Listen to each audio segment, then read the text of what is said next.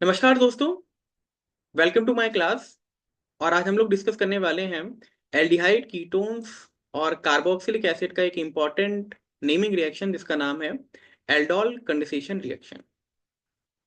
Basically हम लोग इसमें डिस्कस करेंगे कि किस टाइप के ऑर्गेनिक कंपाउंड है आपके जो ये रिएक्शन देते हैं और क्या क्या कंडीशंस होती है उसको हम लोग देखेंगे। साथ ही साथ एक एग्जाम्पल भी हम लोग आपसे डिस्कस करेंगे कि कैसे आपका एल्डोल कंडेंसेशन में आपका फाइनल प्रोडक्ट आपका बनता है। तो बेसिकली एल्डोल कंडेंसेशन रिएक्शंस हमारे ऐसे एल्डिहाइड या कीटोन, ऐसे एल्डिहाइड या फिर हमारे कीटोन्स जिनके पास अल्फा हाइड्रोजन है वो ये रिएक्शन देते हैं। ठीक है, एल्डिहाइड्स और कीटोन दोनों देते हैं आपके, लेकिन वही एल्डिहाइड कीटोन्स आपके देंगे जिनके पास अल्फा हाइड्रोजन होगा। तो अल्फा हाइड्रोजन क्या होता है इसको हम लोग एक एग्जांपल से डिस्कस कर लेते हैं। जैसे आपके पास है CH3 C double bond O और ये H। तो इसको हम लोग बोलते हैं एसिटल्डिहाइड या फिर हम लोग बोलेंगे एथेनॉल।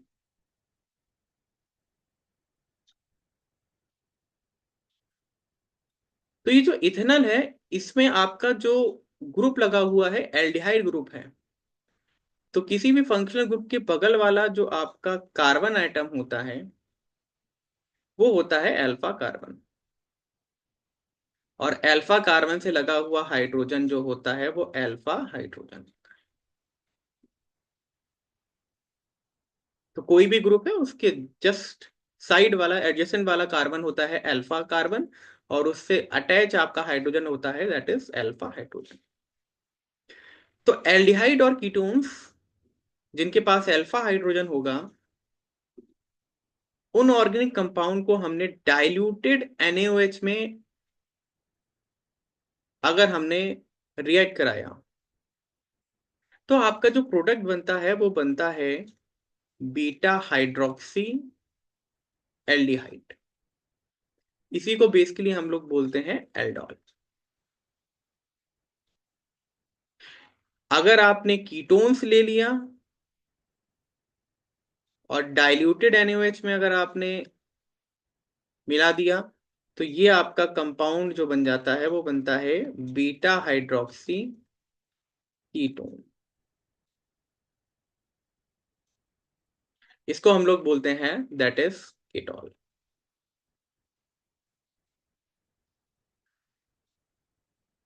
अब इसकी कुछ कंडीशंस हम लोग देख लेते हैं कि क्या क्या कंडीशंस हमारी होती हैं इस रिएक्शन के लिए।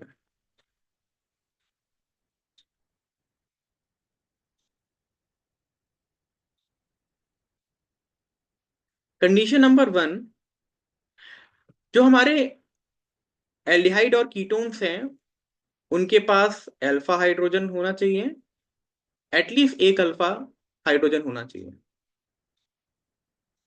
दूसरी कंडीशन ये होती है कि ये जो रिएक्शन होगी वो डाइल्यूटेड NaOH या डाइल्यूटेड KOH में, या आप ले सकते हो Na2CO3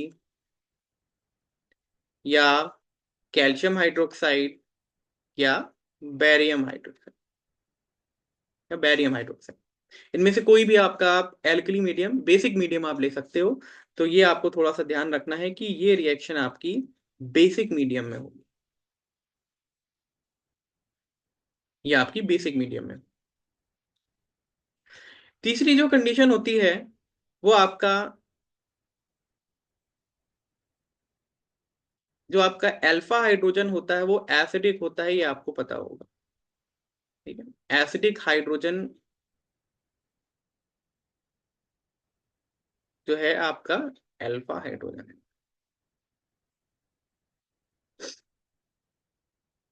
तो ये हमारी कुछ कंडीशंस आपकी होती हैं। अच्छा, इस पूरी रिएक्शन में जो आपका इंटरमीडिएट बनता है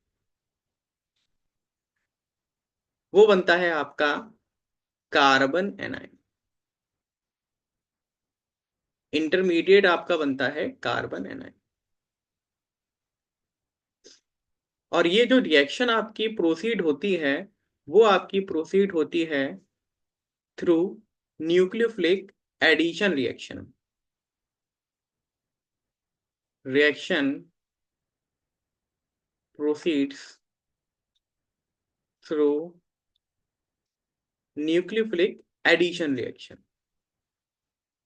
एडिशन रिएक्शन।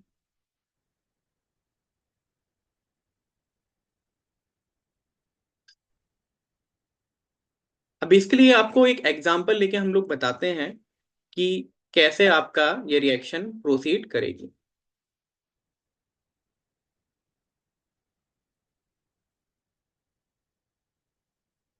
जैसे हम लोग एक एग्जांपल ले लेते हैं, इसका हम लोग जो है एक एग्जांपल देखते हैं। जैसे हमने एग्जांपल लिया है एसिटल्डिहाइड का, CH3 CHO plus CH3 CHO। तो बेसिकली ये एग्जांपल है आपका सेल्फ एल्डोल का, जिसमें आपके दोनों रिएक्टेंट आपके क्या है, सेम है। इसका एक और टाइप होता है क्रॉस एल्डोल, जिसमें आपके दोनों रिएक्टेंट्स आपके डिफरेंट होते हैं, लेकिन दोनों के पास आपका अल्फा हाइड्रोजन होना चाहिए। तो अगर आपने CH3 CHO और CH3 CHO 2 मोल्स आपने CH3 CHO के लिए हैं, तो इसका जो फाइनल प्रोडक्ट बनता है वो बनता है आपका CH3 CH double bond CH।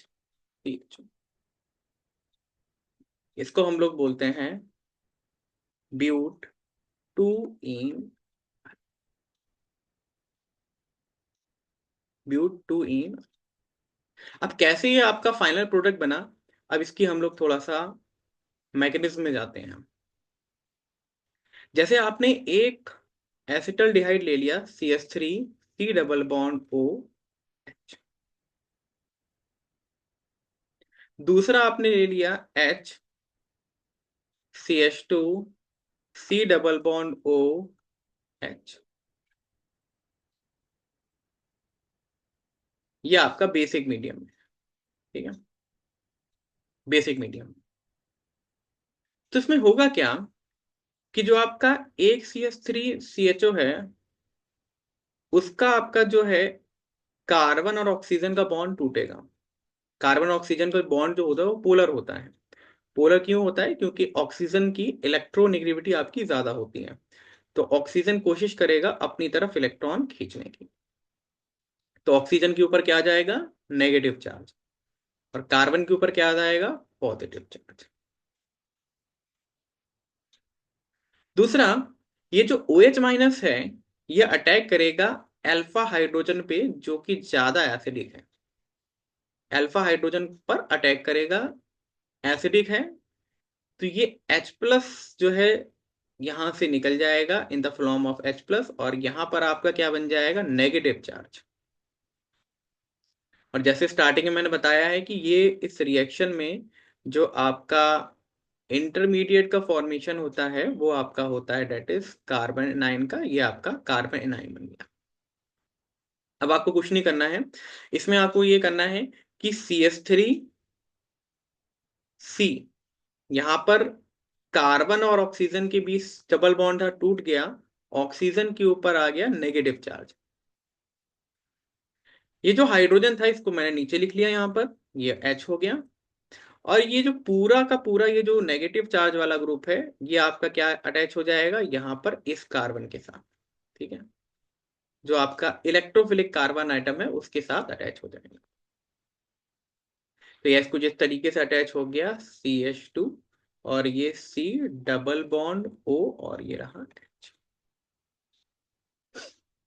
अब ये आपका डाइल्यूटेड मीडियम में है, H प्लस के साथ है, यानी कि H प्लस कॉन्सेंट्रेशन ज्यादा है, तो हम लोग क्या करेंगे, यहां पर आपका एल्कोहल बन जाएगा। तो ये जो H प्लस है इस O माइनस के साथ रिएक्ट करके फाइनली बनाएगा दैट इज CH3 COH, ये रहा H, ये बन जाएगा CH2, और ये C डबल बॉन्ड O, और ये। इसको हम लोग बोलते हैं beta hydroxy product. Beta hydroxy product, ये आपका बन गया बीटा हाइड्रोक्सी प्रोडक्ट। फर्दर क्या होगा आपका, यहां से वाटर लूज होगा। वाटर लूज कैसे होगा, यहां से आपका बीटा पोजीशन से OH जाएगा और अल्फा पोजीशन से आपका H जाएगा और वाटर यहां से लूज होगा और आपका फाइनल जो प्रोडक्ट बनेगा वो कुछ इस तरीके से बनेगा, CH3 CH double bond CH C double bond O और ये H। इसी को हम लोग बोलते हैं ब्यूट टू इन, ये आपका फाइनल प्रोडक्ट। और इसी को हम लोग बोलते हैं दैट इज एल्डोल कंडेंसेशन। इसी को हम लोग बोलेंगे एल्डोल कंडेंसेशन प्रोडक्ट। अगर इस रिएक्शन में अगर आपका जो बीटा पोजीशन, अगर आपको चेक करना है कि ये आपकी रिएक्शन में प्रोडक्ट सही बन रहा है कि नहीं बन रहा है, तो आप ये चीज देखो कि जो बीटा कार्बन है आपका, उसमें आपका OH ग्रुप होना जरूरी है। जो बीटा कार्बन है उसमें OH ग्रुप होना जरूरी है। अगर बीटा कार्बन पे अगर OH ग्रुप नहीं लगा है तो आपका मतलब प्रोडक्ट गलत बना हो। और जो फाइनल प्रोडक्ट बनता है उसमें आपका अल्फा और बीटा अनसैचुरेशन कंपाउंड बनता है। मतलब अल्फा और बीटा कार्बन पे आपका अनसैचुरेशन कंपाउंड बनेगा, मतलब डबल बॉन्ड जो है अल्फा और बीटा कार्बन पर आपका फाइनल प्रोडक्ट में आएगा। तो इतनी बात थी आपकी एल्डोल कंडेंसेशन प्रोडक्ट की एक छोटी सी मैकेनिज्म के बारे में, सेल्फ एल्डोल के बारे में, क्या होता है एल्डोल कंडेंसेशन, क्या कंडीशंस होती हैं, वो हमने आज डिस्कस किया। आज के लिए इतना ही। Thank you and take care.